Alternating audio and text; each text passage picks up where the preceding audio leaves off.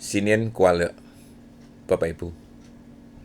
Selamat tahun baru Imlek 2026, tahun kuda api ya. Nah, saya mau angkat satu tema ini ya, yang ada hubungannya dengan Wahyu, Bapak Ibu ya, kitab Wahyu ya. Tahun kuda api dan penunggang kuda putih ini. Bapak Ibu dan saudara-saudara yang terkasih, tahun 2026 disebut tahun kuda api. Kuda melambangkan kekuatan, percepatan, ambisi.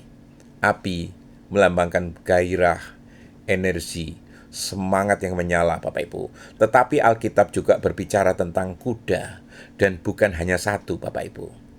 Di dalam Wahyu 19 ayat 11, Yohanes melihat, lalu aku melihat surga terbuka. Sesungguhnya ada seekor kuda putih, dan ia yang menungganginya bernama yang setia dan yang benar. Penunggang kuda putih itu adalah Kristus, Bapak Ibu. Maka sebelum kita berbicara tentang kuda ambisi kita harus berbicara tentang kuda kekekalan dulu. Ini. Kuda-kuda dunia dan kuda-kuda kekekalan ini, Bapak Ibu ya. Di dalam Wahyu ada 4 kuda, Bapak Ibu. Kuda putih, simbol dari penaklukan.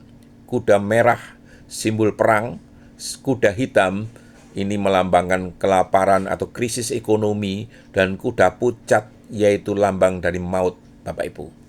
Kuda-kuda ini melambangkan dinamika sejarah dunia, yaitu ambisi, konflik, krisis, dan kematian. Bukankah itu juga gambaran dari ekonomi modern kita sekarang ini? Ketika dunia berburu cuan, selalu ada risiko perang harga, krisis pasar, dan ketidakpastian, Bapak Ibu. Namun di pasal Wahyu 19 muncul kuda putih yang sejati. Ia bukan sekedar simbol kekuatan ekonomi, Bapak Ibu.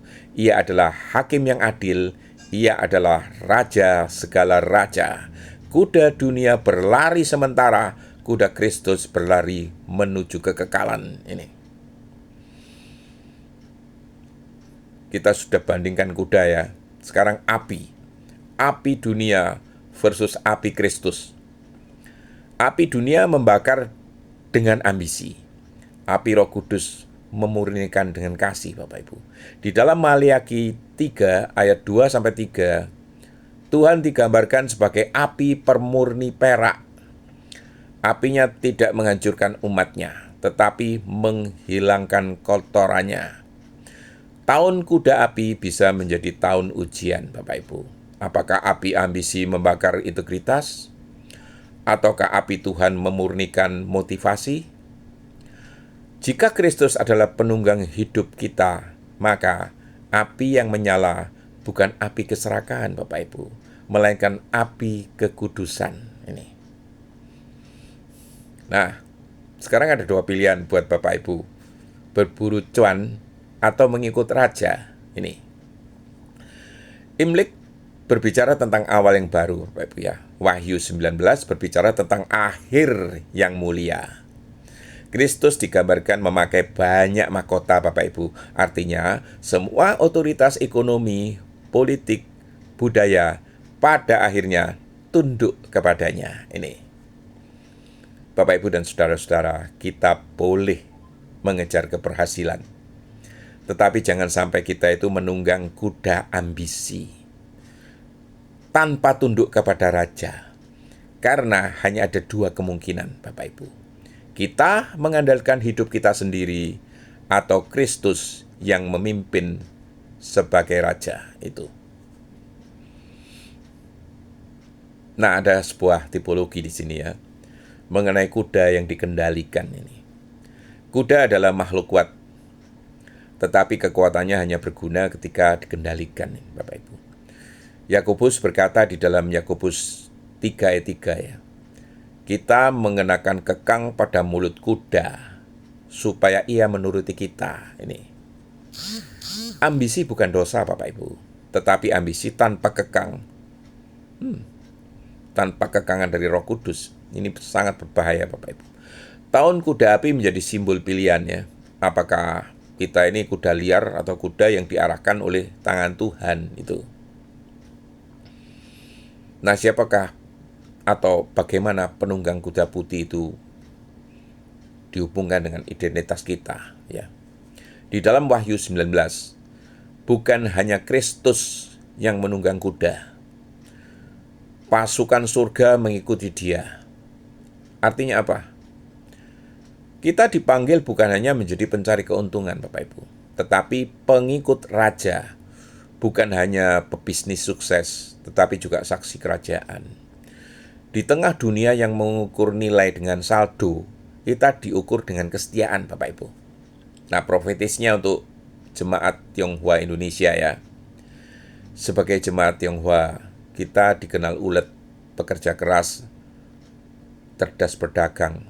Itu anugerah Tuhan. Tetapi Tuhan memanggil kita lebih lagi, lebih tinggi lagi, Bapak Ibu, ya. Jadilah terang di dalam dunia bisnis.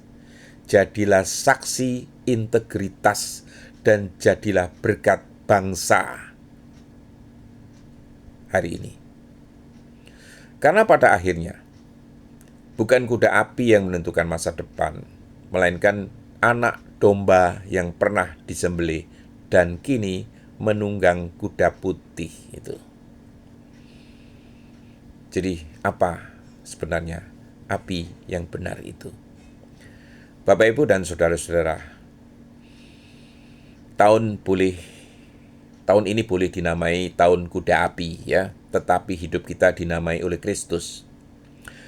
Jika api dunia menyala, biarlah api roh menyala lebih terang. Jika kuda ambisi berlari, biarlah Kristus yang memegang kendali. Karena suatu hari semua pernak-pernik Imlek itu akan disimpan kembali. Semua keuntungan akan berhenti dihitung. Semua kalender akan berhenti berputar. Tetapi kerajaan Allah tidak pernah berakhir. Tuhan Yesus, penunggang kuda putih, pimpinlah kami di tahun kuda api ini.